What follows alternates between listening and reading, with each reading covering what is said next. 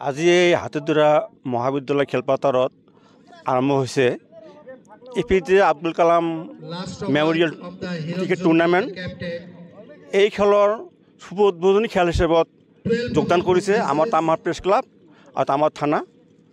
এই খেলৰ মাজেৰে আমি আমাৰ নৱপ্ৰজন্মক আহ্বান জনাব বিচাৰিছোঁ যে আজিৰ আমাৰ নৱপ্ৰজন্মই মানে শাৰীৰিক খেল ধেমালি এইবিলাক বাদ দি মোবাইল গেম আৰু মাদক দ্ৰব্যত ব্যস্ত হৈ আছে।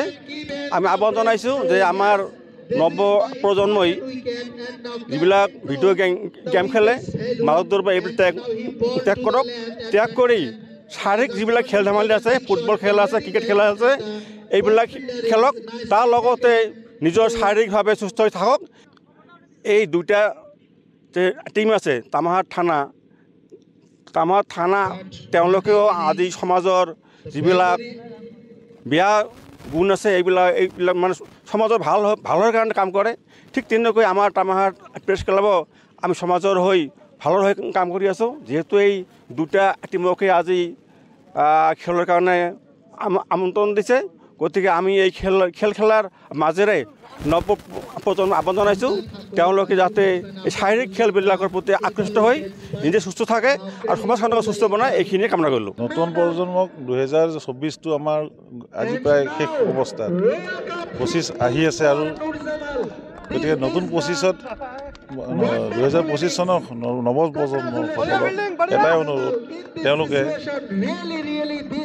সমাজৰ বৰ্তমান হৈ থকা যিবিলাক বেয়া কাৰ্য, নিচা দ্ৰব্য এইবোৰ পৰিহাৰ কৰক আৰু নিজকে খেলা ধূলাৰ প্ৰতিও আকৰ্ষিত কৰক। খেলা ধূলাৰ মাধ্যমেৰে মানুহৰ শৰীৰ মন সকলো উন্নতি হয়। গতিকে আজিকালি খেলা ধূলাৰ প্ৰতি আসক্ত কমি গৈছে ল'ৰা ছোৱালীৰ মাজত। গতিকে সকলোকে মই আহ্বান জনাম যে তেওঁলোকে বেয়া কাৰ্য পৰিহাৰ কৰি নিজৰ জীৱনটো বনাই নিয়াৰ কাৰণে চেষ্টা কৰক। ভাল পথলৈ আহক, বেয়াসকল যোৱাসকল। হয়, আজি এপিজে আব্দুল কালাম মেমৰিয়েল টুৰ্ণামেণ্টৰ উদ্যোগত হাতীদুৰা মহাবিদ্যালয় খেলপথাৰত এখন প্ৰীতি ক্ৰিকেট মেচৰ অনুষ্ঠিত হ'ল আৰু এই প্ৰীতি ক্ৰিকেট মেচটো তামাৰহাট প্ৰেছ ক্লাব আৰু তামাৰহাট আৰক্ষীৰ মাজত এই প্ৰীতি খেলখন অনুষ্ঠিত হ'ল আৰু ইয়াৰ এক বৃহৎ উদ্দেশ্য লৈ এই খেলখন অনুষ্ঠিত কৰা হৈছে। কাৰণ আজিৰ যি যুগ, এই যুগত যুৱচাম উচ্ছৃংখলতা দেখা গৈছে, বিশেষকৈ মোবাইলৰ প্ৰতি আসক্তি মোবাইলৰ প্ৰতি আসক্তি দেখা গৈছে, আনহাতে নিচাজাতীয় দ্ৰব্যৰ প্ৰতি আসক্তি দেখা গৈছে। আৰু এই খেলৰ জৰিয়তে যাতে যুৱচামে খেলৰ মাজলৈ আহে বা নিজৰ শাৰীৰিকভাৱে সুস্থ থাকে বা নিজৰ যিখিনি নিচাজাতীয় দ্ৰব্য ইয়াৰ পৰা আঁতৰি থাকে, এয়াই কিন্তু মূল উদ্দেশ্যলৈ আজিৰ এই প্ৰীতি মেচখন অনুষ্ঠিত কৰা হৈছে। আৰু এই প্ৰীতি ক্ৰিকেট মেচখনত আজি তামাৰ প্ৰেছ ক্লাবে 60 ৰানৰ ব্যৱধানত তামাৰ আৰক্ষী থানাক পৰাস্ত কৰে।